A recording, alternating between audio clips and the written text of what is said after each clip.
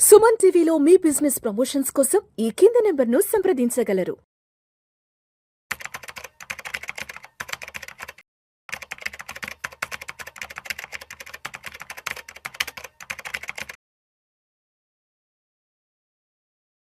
ప్రేక్షకులకి మీ రామచంద్రమూర్తి నమస్కారాలు.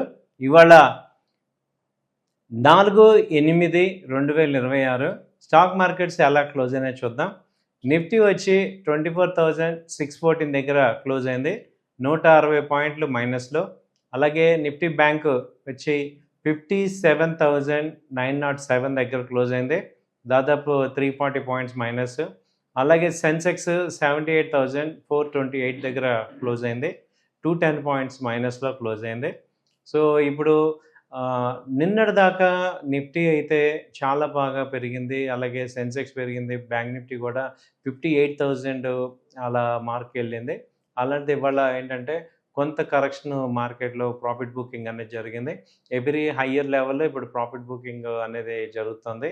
సో ఇప్పుడు మనం చూసుకుంటే నిఫ్టీ వచ్చి అసలు 24,300 పైన సపోర్ట్ దాటి పైకి వెళ్ళింది. సో నిన్న చూసుకుంటే 24,700 ఆ రేంజ్ దాకా కూడా వచ్చింది ఫ్యూచర్. ఇప్పుడు దాదాపు 150 పాయింట్స్ డౌన్ అయ్యి 24,550 దగ్గర క్లోజ్ అయింది. ట్రెండ్ అంతా కూడా బై అండ్ డిప్ లాగా ప్రజెంట్ ఎక్స్పెక్ట్ చేయొచ్చు, ఎందుకంటే నెగిటివ్ న్యూస్లు ఏం లేవు మార్కెట్లో. జస్ట్ ఇది ప్రాఫిట్ బుకింగ్ కరెక్షన్ లాగానే అనుకోవచ్చు. అంతా కూడా పాజిటివ్ న్యూస్లో ఉన్నాయి మార్కెట్ అంతా. ఇంకా ట్రెండ్ అయితే అప్ ట్రెండే కనపడుతుంది. సో మంచి ప్రాఫిట్స్ వచ్చే ఛాన్సెస్ ఉన్నాయి, ఎందుకంటే బై అండ్ డిప్స్ లాగా చేసుకోవచ్చు. ఇవాళ బాగా పెర్ఫామ్ చేసిన స్టాక్స్ చూసుకుంటే సెక్టర్స్ అయితే మెటల్స్ బాగా పెర్ఫామ్ చేసాయి. హిండాల్కో 2%, అలా మెటల్ సెక్టర్ అన్నీ కూడా బాగా పెర్ఫామ్ చేసాయి. ఆ తర్వాత నాల్కో వచ్చి దాదాపు 4% పెరిగింది, హిందుస్థాన్ జింక్ 3% పెరిగింది, సెయిల్ 2.5, హిండాల్కో 2%, విఈడిఎల్ 1%, అలాగే NMDC 1%, JSW steel 1%, Tata steel 1%. ఇలా అన్నీ కూడా మనం చూసుకుంటే ఇవాళ బాగా మెటల్స్ బాగా పెరిగాయి.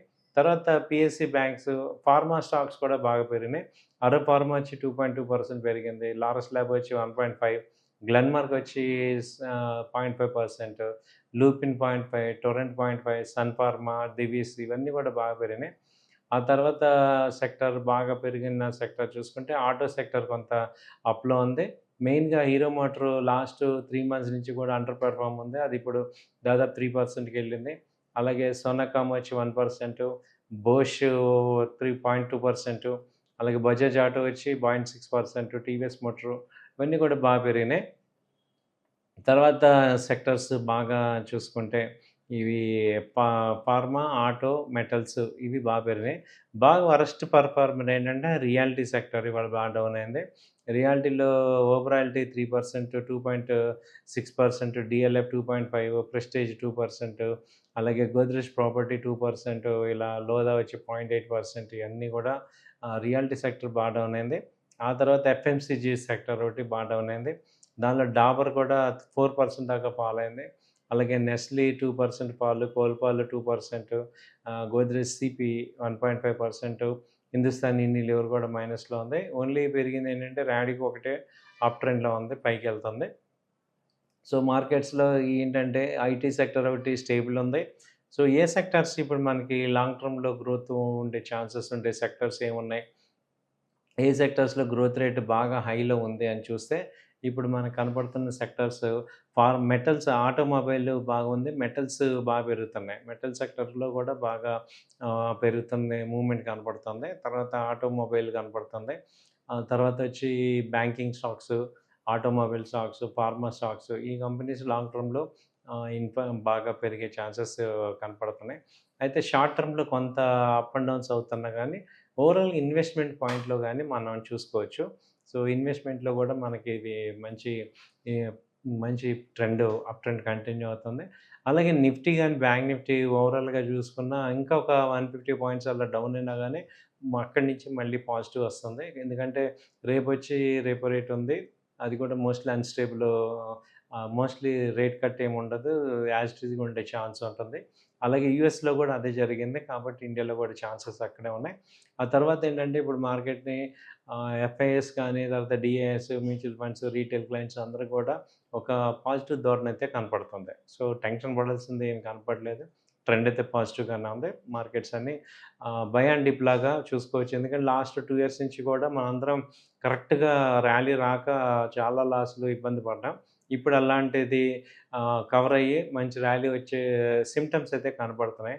సో, కాబట్టి ఇన్వెస్టర్స్ భయపడాల్సిందేం లేదు. కాకపోతే ఏంటంటే, మనం గూడా కొన్ని తప్పులు ఇప్పటిదాకా చేసినవి చేయకుండా ఇంప్రూవ్ చేసుకోవాలి. ఈ లూజింగ్ పొజిషన్‌ని యాడ్ చేయటం అనేది బేసిక్‌గా రాంగు. అంటే ఏదన్నా లాస్ అవుతున్న స్టాక్‌ని మళ్ళీ యాడ్ చేయటం అనేది కాదు. టెక్నికల్‌గా మీరు కొంచెం నాలెడ్జ్ ఇంప్రూవ్ చేసుకోవాలి. టెక్నికల్‌గా మూవింగ్ యావరేజ్ అని, ఎంఏసీడీ, స్టోకాస్టిక్స్ ఇవి క్యాండిల్ చూడటం, వీటి మీద కొంచెం అవగాహన పెంచుకుంటే మీకప్పుడు ఇన్వెస్ట్‌మెంట్ గానీ, ట్రేడింగ్‌లో గానీ ఒక నాలెడ్జ్ ఓరియెంటెడ్‌గా మీకు లెవెల్స్ తెలుస్తూ ఉంటాయి. దాని ప్రకారం ఇన్వెస్ట్‌మెంట్ షార్ట్ టర్మ్‌లో గానీ, లాంగ్ టర్మ్ గానీ చేసుకునే ఛాన్సెస్ ఉన్నాయి. సో, ఇవండి మార్కెటు ఎలా ఉంది ఏంటనేది. నెక్స్ట్ రేపు ఎల్లుండి గూడా ఎలా ఉండొచ్చు అంటే, రేపు మార్నింగ్ ఒకవేళ డౌన్ అయినా గానీ, మళ్ళీ బై అండ్ డిప్ లాగా చేసుకోవచ్చు. ఒక 100 పాయింట్స్ కరెక్షన్ అనేది వస్తే బావుంటది. ఎందుకంటే మళ్ళీ పైకెళ్ళే ఛాన్స్ ఉంది. బ్యాంక్ నిఫ్టీ వచ్చి 57,500 ఆ రేంజ్‌లో వస్తే బై చేసుకోండి. అలాగే నిఫ్టీ వచ్చి 24,500 is the right entry, 500, 400 is the right entry. So, అలాంటి ఎంట్రీ తీసుకుంటే మంచి పాజిటివ్ వచ్చే ఛాన్స్ ఉంది. థాంక్ యూ అండి. నమస్తే.